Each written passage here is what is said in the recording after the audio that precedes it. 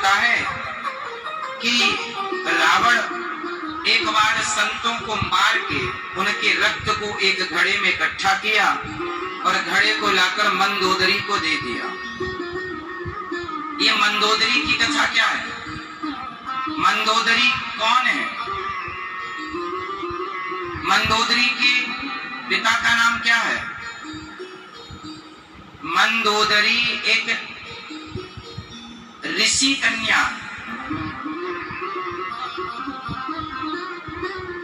चक्कर क्या था वो पूरी कथा सुन लो। एक कथा से दूसरी कथा निकल आ रही है। अभी मैं सीता माँ के जन्म की कथा सुना रहा था, अब मंदोदरी की सुन लो। पहले मंदोदरी का जन्म कर ले, फिर माता सीता का जन्म करेंगे। रावण जब उसने पार्वती मैया को देखा, ये जो कथाएं हम सुना रहे हैं ये सब ऋषि मुनियों संतों से सुनी कथाएं, ये मुंह बोली कथाएं हैं, ठीक है। एक बार रावण भगवान शंकर के पास गया तो माता पार्वती को देखा, तो माता पार्वती के पीछे पीछे दौड़ने लगा रावण। बोले मैं इनसे शादी करूंगा, बड़ी सुंदर है पार्वती जी। अब शंकर जी परेशान। लो, पार्वती जी से विवाह करने के मन में रावण जो अच्छी महिला देखे रावण उसे अपनी पत्नी बनाना चाहता था। तो रावण को किसी साधु ने कहा कि पार्वती से सुंदर मैं कोई महिला तुझे दे दूं तो? अरे बोले चल जाएगी। तो ऋषि वहां पे यज्ञ कर रहे थे, तो उनके पास जो खीर परोसी जा रही थी उस खीर में एक जहरीला सांप गिर गया था।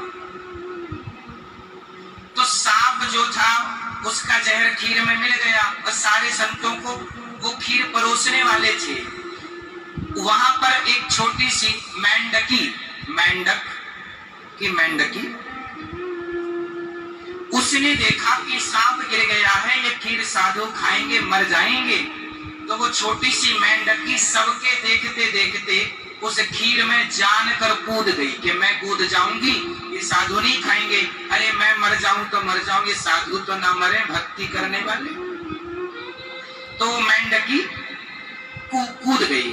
अब संतों ने खीर को फेंका तो नीचे सांप दिखाई पड़ा। संत समझ गए कि मेंढकी ने अपना बलिदान दिया है हमारी रक्षा के लिए। तब संत तो तपस्वी थे, उस मेंढकी को अपने तपोबल से एक स्त्री के रूप में परिणित किया और वो इतनी सुंदर बनी कि उसी को फिर रावण को समर्पित कर दिया। वही रावण की पत्नी मंदोदरी बनी। ये मेंढकी, ठीक है, ये कथा। तो ऐसे वो कितनी मंदोदरी कितनी सुंदर थी, जितनी सुंदर माता पार्वती थी उतनी सुंदर मंदोदरी थी।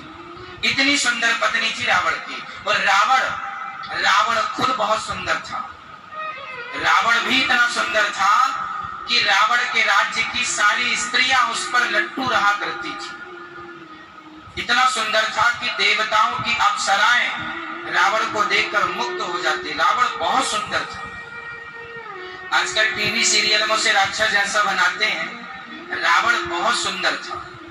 उसके कर्म खराब थे, बस कर्म बुरे थे। बाकी ज्ञानी था, पढ़ा लिखा था, योग्य था, भक्त भी था, शंकर जी का बड़ा भक्त था। बस चरित्र का ढीला आदमी था, चरित्र का कैरेक्टरलेस आदमी था। बाकी सब ठीक था रावण का। नीति भयंकर अच्छी थी। रावण जैसा नीतिज्ञ कोई नहीं, रावण जैसा बलशाली कोई नहीं। रावण तो इन देवताओं को भी बंदी बना रखा था, स्वर्ग में कब्जा था उसका। देवता थर थर कांपते थे। बड़ा अच्छा नीतिज्ञ था, सब अच्छा था, चरित्र का कमजोर था बस।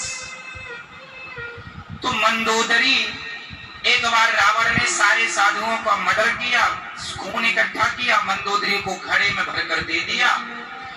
मंदोदरी को प्यास लगी तो धोखे से वही संतों का खून पी लिया। तो संतों का रक्त पीने से मंदोदरी हो गई गर्भवती। उन्होंने फिर रावण से कहा कि आप गर्भवती स्त्रियों के गर्भ गिर जाते हैं, गर्जना कीजिए। रावण गर्जना करता तो गर्भवती नारियों के गर्भ गिर जाते। गर्जना करी, नारियों के गर्भ में मंदोदरी का भी गिर गया, उसी घड़े में डाल दिया। रावण ने उस घड़े को, चूंकि वो गर्भ कुछ दिन मंदोदरी के गर्भ में रह गया, घड़े में डाल दिया। रावण गया जनक के नगर में, उस घड़े को गाड़ दिया। क्यों गाड़ा?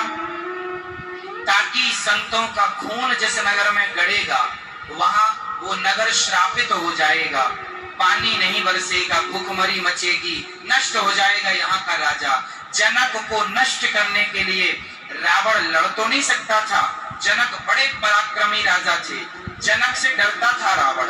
रावण दशरथ जी से डरता था, अयोध्या जाने से डरता था रावण। अयोध्या के राजाओं ने श्राप दे दिया था रावण, अब की बार तू अयोध्या की तरफ नजर उठाकर देखा तेरा विनाश हो जाएगा, इसलिए अयोध्या की तरफ नहीं देखता था रावण। और जनकपुर नहीं देखता था क्योंकि वहां सब सत्य के बल पर स्थित थे। तो जनकपुर में इसने संतों का खून गाड़ दिया, लेकिन गाड़ा तो खून, पर पृथ्वी माँ ने उस रक्त का पालन किया और उससे कन्या उत्पन्न हुई। सोने का हल चलाकर समय पर खुदाई की और माता सीता प्रकट हो गई। वो फिर पालन पोषण किया माता सुनैना और जनक जी ने, तो वो जनक नंदिनी कहलाई। वो ये जगत नंदिनी सीता मैया की। तो जनक नंदिनी सीता मैया, सीता मैया, ये सीता माँ के जन्म की चर्चा है। पृथ्वी से प्रकट हुई है माता सीता। राधा रानी कहां से प्रकट हुई? राधा रानी भी प्रकट हुई है पृथ्वी से ही, कमल के सरोवर में वो मिली, वो पृथ्वी से प्रकट होना है। तो सीता मैया, राधा मैया, राधा और सीता ये दो नहीं है, समझो एक बात को। राधा तत्व और सीता तत्व दो नहीं है, चाहे राधा कहो, चाहे सीता कहो, चाहे कृष्ण कहो, चाहे राम कहो, कोई भेद इनमें नहीं है। लेकिन कुछ लोग अज्ञानवश भेद मानते हैं। क्यों मानते हैं? बेचारे अज्ञानी हैं, क्या करोगे? रस्सी में सांप तभी दिखता है जब अंधकार हो, राम कृष्ण में भेद तभी दिखता है जब अज्ञानता का अंधकार हो, अज्ञानता के कारण। ठीक है? तो सीता मैया का जन्म हुआ। सीता मैया अपनी सखियों के संग, सीता जी की बहन उर्मिला, श्रुतकीर्ति, ये सब सीता माँ की बहन है। इनके कोई चाचा की, कोई ताऊ की बेटियां हैं। सीता जी परिवार में 4 बहन है। जनक जी के भाई है ना, छोटे बड़े भाइयों की सबकी कोई बेटियां। तो सीता एक, बाकी 3। तो सीता मैया की 3 बहनें और हैं, उर्मिला, श्रुतकीर्ति और मांडवी। ये माता सीता की 3 बहनें हैं, चाचा ताऊ की। जनक जी की तो एक ही बेटी है सीता। अब राम जी जब यहां तक आए, गुरु जी का यज्ञ पूरा कराया, गुरु जी का यज्ञ पूरा कराया बक्सर। आज बक्सर जिला बिहार में है और वहां आश्रम भी है विश्वामित्र जी का। बक्सर में यज्ञ पूरा कराए। अब वहां से अहिल्या का उद्धार करते हुए राम जी जनकपुर गए और जनकपुर में बड़े बड़े राजा आए। भूप साहस दस एक हिवारा, लगे उठावन टरहि नकारा। बड़े बड़े राजाओं ने धनुष उठाया, पर धनुष था कि हिलने का भी नाम नहीं ले रहा था, हिला भी नहीं किसी से, धनुष हिला भी नहीं। अंत में जनक जी को कहना पड़ा कि लगता है मेरी बेटी कुंवारी रहेगी, इसका विवाह नहीं होगा, क्योंकि धनुष पर तो कोई डोरी चढ़ाने का छोड़ तो उठा भी नहीं पा रहा है। तब लक्ष्मण जी गुस्सा हो गए, जनक जी ऐसी बातें मत करो, जहां हम बैठे होते हैं, अयोध्या के क्षत्रिय बैठे होते हैं, ऐसी बातें नहीं। आप धनुष की कह रहे हैं, हम पृथ्वी को गेंद की तरह उठा के भाग जाएंगे, हैं? तो जनक जी बोले बातें क्यों करते हो, उठा लो। लक्ष्मण जी बोले उठाए, हाँ उठाओ। लक्ष्मण जी चले, अब भी उठाता हूं धनुष। अब गुरु जी चिंता में पड़ गए, लक्ष्मण जी उठा लेंगे तो राम जी को बाबा जी बनना पड़ेगा, फिर इनका ही विवाह होगा, और छोटे का हो गया तो फिर बड़े भैया बोलेंगे वो उसका हो गया, हम नहीं करेंगे। इसलिए गुरु जी बस विश्वामित्र, लक्ष्मण यहाँ आओ, तुम बैठो चुपचाप। ये धनुष उठाने का काम राम जी का। राम जी उठो, उठो राम। राम जी को उठाया, सुंदर सा मुहूर्त देख के गुरु जी ने इशारा किया, जाओ। अब धनुष जो था ना, राम जी ने धनुष को देखा। अब सीता मैया को लग रहा पता नहीं, सबसे तो उठाने बड़े बड़े राजा, ये तो बड़े सुकुमार है। राम जी की उम्र थी उस समय 16 साल। राम जी कितने साल के थे?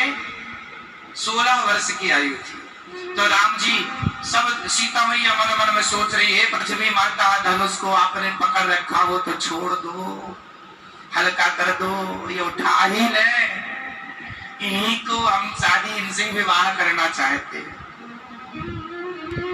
अब भगवान राम धनुष की तरफ चल रहे हैं। राम जी बड़े धीरे, हौले हौले धीरे। सीता मैया को लगा जल्दी जाओ, जल्दी उठाओ।